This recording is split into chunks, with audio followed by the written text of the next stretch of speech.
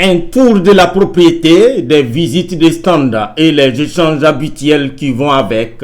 Souleymane Diarra-Souba, ministre du Commerce, de l'Industrie et de la Promotion des PME, donne ainsi le top départ de l'édition 2022 des Journées des métiers de la transformation des produits agricoles. Nous sommes au centre de démonstration et de promotion des technologies d'Abidjan-Marcory.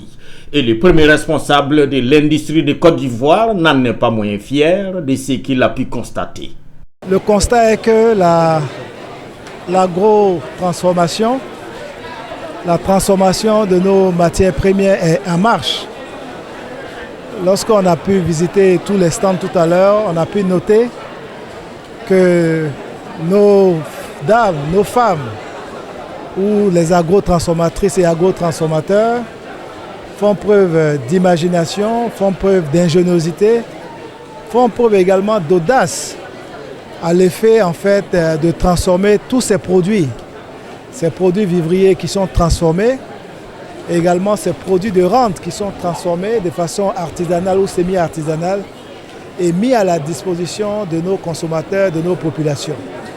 Je pense que cela est une satisfaction et répond à l'appel du chef de l'État, son Excellence Alassane Ouattara, de mettre l'accent en fait sur l'industrialisation et sur la transformation de nos produits. Quant au directeur général du centre, il se félicite de la tenue régulière des IMT et surtout de l'impact que l'événement a créé depuis sa mise en place.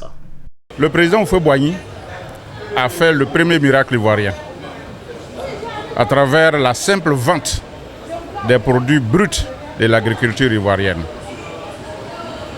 Le deuxième miracle ivoirien a commencé. Ceux qui ne perçoivent pas les signes doivent bien ouvrir les yeux.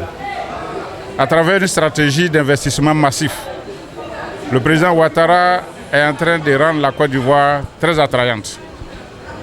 Les investisseurs accourent, mais c'est à nous de nous lever. Ce deuxième miracle plutôt ne doit pas se faire sans nous. Surtout le secteur de l'agrotransformation. Les produits bruts qui étaient vendus et qui ont fait le premier miracle, nous nous rendons compte qu'ils ont rendu les autres plus riches que nous. Aujourd'hui, il faut les récupérer. Il faut leur ajouter de la valeur en les transformant, en les conservant et puis faire le deuxième miracle. Donc l'enjeu est énorme. Propulser la Côte d'Ivoire au rang des pays véritablement industrialisés. 7e édition, il faut le souligner, les IMT 2022 sont placés sous le thème démarche qualité pour la petite agro-industrie et sont parrainés par le directeur général du port autonome d'Abidjan, Yensie Yacouba. Elles réunissent à partir de ce 10 novembre jusqu'au samedi 12 équipementiers, transformateurs, apprenants et institutions financières et bancaires. Elles seront également meublées de conférences, de panels et de rencontres B2B. Un peu plus tôt, lors du cérémonial d'ouverture, le ministre Diarra-Souba a loué le mérite du CDT qui concourt selon lui à donner au label Made in Côte d'Ivoire une place de choix dans la sous-région ouest africaine et sur l'ensemble du continent en parlant de la ZLECAf.